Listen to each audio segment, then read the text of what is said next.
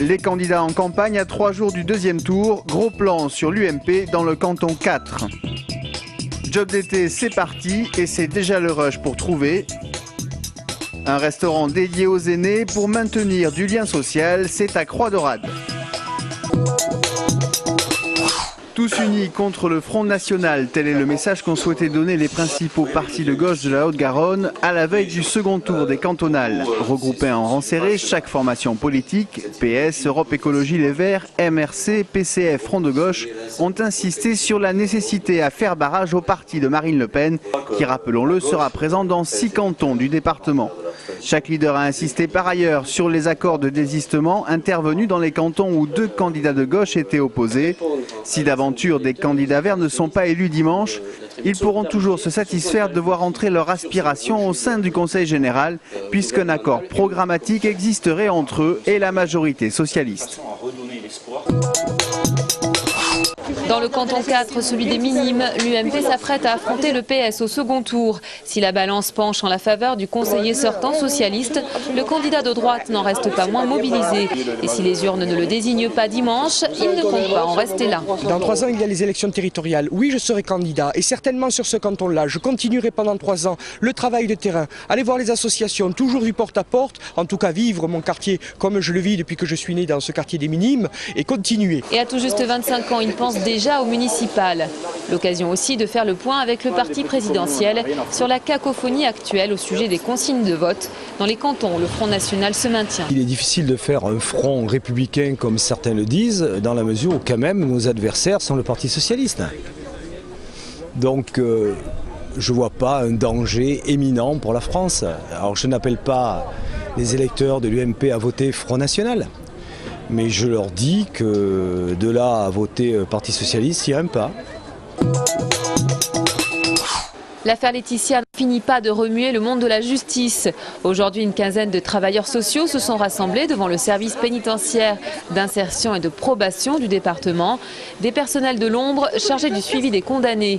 Ils dénoncent un manque de moyens et une stigmatisation de leur profession suite au drame de Pornic. On a reproché à nos collègues de ne pas avoir deviné la dangerosité de cette personne, mais de la personne qui est présumée coupable, comme a dit le président, alors que c'est présumé innocent. Le code de procédure pénale est quand même strict là-dessus. Mais ce qui se passe, c'est que depuis quelque temps, on a maintenant l'étiquette de criminologue. Donc il faudrait en quelques entretiens qu'on arrive à déceler la dangerosité de quelqu'un. On veut qu'on devienne une Madame Soleil, Madame Irma. C'est complètement impossible et c'est du n'importe quoi. L'ensemble de la chaîne judiciaire a rendez-vous mardi à Paris pour réclamer un plan d'urgence pour la justice. Dénouement d'une affaire atypique aujourd'hui au tribunal correctionnel de Toulouse. Pendant 5 ans, un chef d'atelier chez Alcatel a dérobé de l'orocyanure, un produit ultra précieux composé d'or pour les 2 tiers. 2 complices récupéraient l'or et 2 autres individus le revendaient, notamment sur les marchés financiers.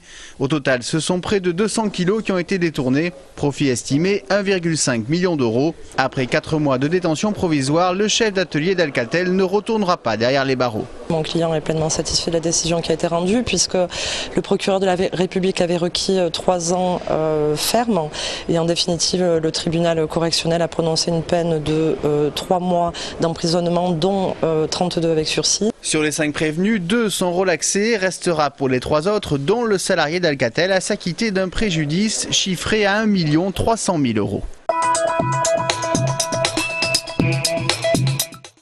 Tous solidaires de Kéziban, 100 à 150 jeunes se sont réunis ce matin devant le lycée Françoise contre l'expulsion de la lycéenne turque.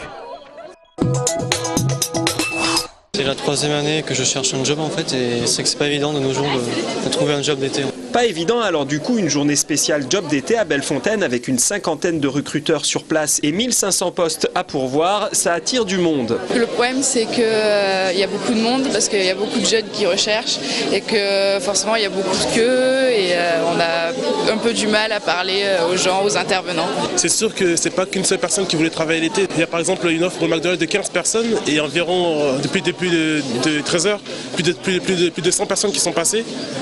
Donc c'est vraiment de la chance si on veut trouver un emploi ici.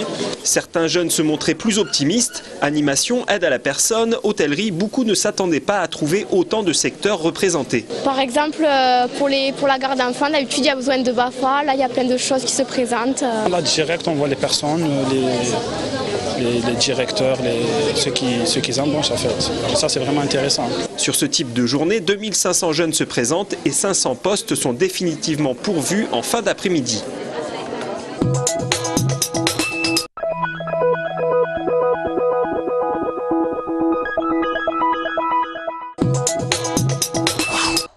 Inauguration aujourd'hui du restaurant senior de Croix-Daurade continue au club du 3e âge. Un lieu d'accueil pour les plus de 60 ans désireux de prendre le déjeuner de façon collective. Il y a ceux qui physiquement ne peuvent plus gérer seuls leur repas et les autres qui cherchent à briser la solitude. C'est le 9e restaurant de ce type ouvert dans la ville où pour 3,40 €, un menu complet est offert. Le fait de créer ces restaurants seniors, eh bien, c'est créer, on va dire, l'étape aussi avant le portage de repas à domicile. Hein. Parce que c'est vrai que bon, aujourd'hui,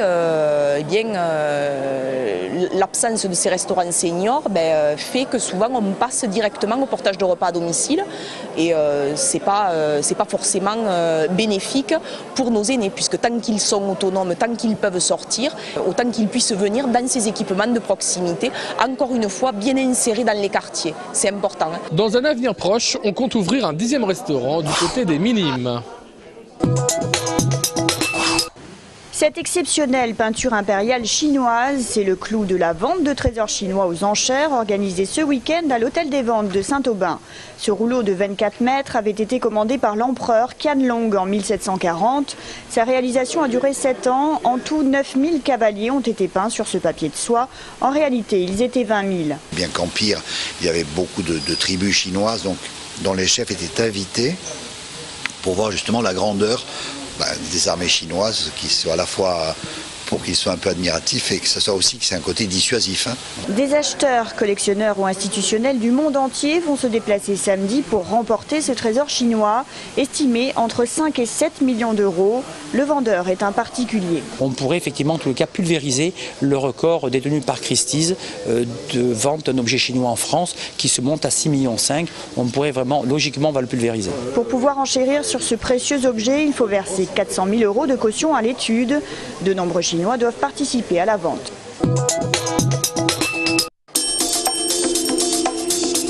L'ikebana, c'est l'art floral japonais, une mise en valeur de la fleur non pas par la quantité ou la couleur, mais par l'agencement et l'aspect linéaire.